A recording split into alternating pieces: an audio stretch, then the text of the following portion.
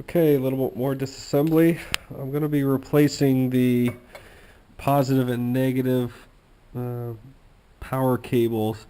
Just due to, I don't know how old they are. There's some exposed wiring. There's a little bit of corrosion and exposed wiring again on the positive side. I'm also going to be replacing the, I think that's the starter regulator. I think that's what that is.